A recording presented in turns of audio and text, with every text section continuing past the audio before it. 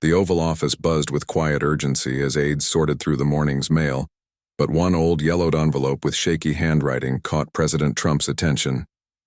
"What's this one?" he asked, reaching for it. His chief of staff replied, "It's from a farmer in Iowa, sir, Mark Whitmore. He's dying."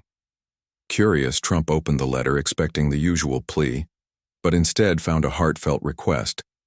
Mark didn't want money or fame. He simply wished to meet the president for a genuine conversation before he passed. The sincerity in Mark's words struck a chord, feeling heavier and more honest than most letters Trump had seen. Without hesitation, he tapped the letter against his desk and said, "Clear my schedule. We're going to Iowa." The room fell, silent. It wasn't every day the president honored a dying man's last wish. Mark Whitmore, 78, had spent his entire life on the same patch of land that had been in his family for generations. To him, it wasn't just a farm. It was his soul. The Whitmores had tilled that soil, raised cattle, and planted seeds of hope, year after year. But times had changed. Small family farms across Iowa were vanishing, swallowed by corporate giants. Mark had fought fiercely to hold on, but illness was taking him faster than bankruptcy could. Still, he refused to sell, because selling meant surrendering everything his father and grandfather had built. When he wrote to President Trump, Mark didn't expect a reply. He just needed to know he had tried, that someone out there still cared about the little guy. It wasn't long before news spread that the president would be visiting a dying farmer. The media frenzy was immediate. Some called it a publicity stunt, while others saw it as a rare act of compassion. Meanwhile, in the small town of Fairhope, Iowa, everyone was talking. At the diner, the church, even out in the fields, Mark's daughter, Abby Whitmore, felt overwhelmed. "Dad, are you sure you're up for this?" she asked, her voice heavy with worry. Mark smiled weakly from his bed by the window. "Honey, I'm more ready for this than anything. It's not about me, it's about all of us." Outside, neighbors began sprucing up their homes, painting fences, trimming hedges. For the first time in years, hope pulsed through Fairhope like electricity. The night before the president's visit, Mark asked Abby to wheel him outside. They sat together beneath the massive oak tree his grandfather had planted after returning from the war. Mark's frail hand brushed the rough bark of the oak tree. "This tree saw me take my first steps, and it'll probably see my last sunset," he whispered. Abby squeezed his hand, tears welling up. "You know, Abs," he said with a faint smile, "it was never about the money. It was about belonging to something bigger than yourself, about growing things that outlive you." Above them, stars blinked awake, silent witnesses to the closing chapter of a humble yet extraordinary life. In the distance, headlights glowed as security teams set up for the visit. Tomorrow, history would come knocking on their front porch. The morning air was crisp when the motorcade rolled into Fairhope. Secret Service agents moved with sharp precision, but the town welcomed them simply, with hand-painted signs, homemade pies on folding tables, and a lively brass band ready to greet the unexpected guest. The local high school band played a slightly off-key version of "God Bless America" as President Trump stepped out of the SUV, dressed simply in a blue suit and red tie. For once, the cameras stayed respectfully back. This moment wasn't about politics. Abby stood by Mark's wheelchair, her heart pounding. Mark, his skin thin and eyes bright with life, smiled as Trump approached. "You came?" he rasped. Trump leaned down and shook his hand. "You asked. I'm here." In that instant, the years and differences between their lives melted into something honest and human. Mark insisted on showing Trump around even if he had to be wheeled across the property. "This here," Mark said, pointing to a weathered barn, "stood strong through the Dust Bowl.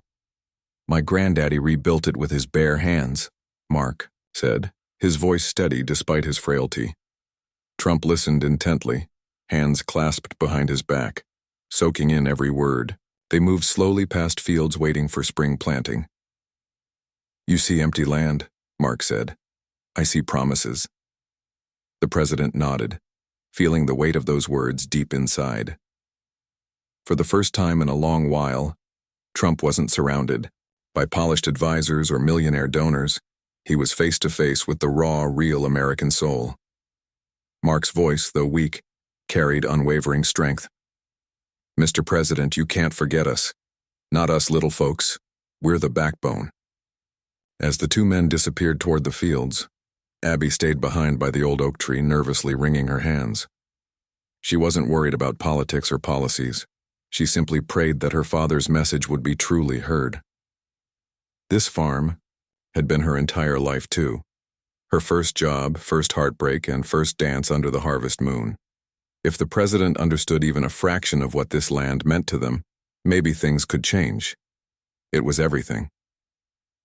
That night, as Mark slept for the last time, a peaceful smile rested on his face. In Washington, the president sat alone with Mark's letter, already planning something bigger than anyone expected. By morning, news of the quiet visit had spread like wildfire. While pundits debated and analysts speculated, ordinary Americans focused on something else entirely: the image of a tired farmer, a listening president, and a handshake beneath a towering oak. It stirred something deep. From big cities to small towns, people flooded social media with their own stories. Family farms, small businesses, grandparents who built lives from dust and dreams. In a divided country, Mark Whitmore's final wish cracked the wall and sunlight began pouring in. Back in Fairhope, Abby sat by her father's empty bed, holding his worn hat, feeling grief and hope wrestle in her chest. He was gone, but somehow his story was only just beginning. A week later, Trump stood before his cabinet holding a folder labeled simply, "The Whitmore Project." "We're not just going to talk about saving family farms," he said. "We're going to do it." Some in the room exchanged uneasy glances. Taking on the agriculture lobby wasn't a small task, but Trump was resolute. He laid out a bold initiative: new subsidies for family-run farms, crackdowns on corporate land grabs, and incentives to keep young farmers rooted in rural America. It wasn't flashy, and it wouldn't make headlines, but it felt right. For Trump, it was about more than policy. It was about keeping a promise made beneath an Iowa sky. As the plan moved forward, a handwritten letter arrived at the White House, addressed simply to the man who listened. It was from Abby. She thanked the president for giving her father peace in his final days and spoke of fair hope, of fading dreams and vanishing youth. "But for the first time in a long time," she wrote, "we believe someone is fighting for us. You gave my father dignity, and you gave us hope." Trump read Abby's letter twice, then folded it with care and tucked it into his jacket pocket. Some things, he thought, you carry with you forever. Not everyone embraced the Whitmore Project. Big agricultural corporations unleashed waves of lobbyists warning of disruption, and some media outlets dismissed it as little more than a sentimental gesture. But Trump stood firm. At a press conference, he declared, "We're not going to sell out the backbone of America. We're going to lift them up." Across the nation, farmers rallied behind the cause, with signs sprouting in fields that read, "Thank you, Mark Whitmore." It had grown into something bigger than agriculture. It was about remembering America's roots, resilient, proud, unbreakable. As spring painted fair hope in vibrant green, tractors rolled through fields long quiet, and young families, stirred by Mark's story, chose to stay or return. At the heart of it all was Abby, running the Whitmore farm with fierce determination, her father's legacy alive in every step. She wasn't alone. Neighbors began pooling resources, local markets sprang up, and schools launched agriculture programs. Proof that hope once planted can grow far beyond one farm. Hope was no longer just a word. It was in the air, in the soil, in every seed planted with renewed purpose. On the one-year anniversary of Mark's passing, Fairhope gathered beneath the old oak tree for a town ceremony. A young sapling was planted beside it, a living symbol of resilience and new beginnings. Abby stood before her community, with President Trump joining via surprise video call, and shared heartfelt words. "My father believed in this land, and because someone took the time to listen, that belief has spread farther than he ever imagined." As sunlight kissed the leaves of the new tree, The crowd felt something deep take root. Some legacies grow where we least expect. That summer, in a rare bipartisan move, Congress passed the Whitmore Act, establishing historic protections for family farms and allocating billions to help small growers thrive. Educational grants soon followed, sparking a quiet revival across rural America. Standing on the White House lawn, Trump signed the bill into law, the weight of the pen a tribute to a promise made under Iowa skies. In his speech, he said only one thing. This is for Mark.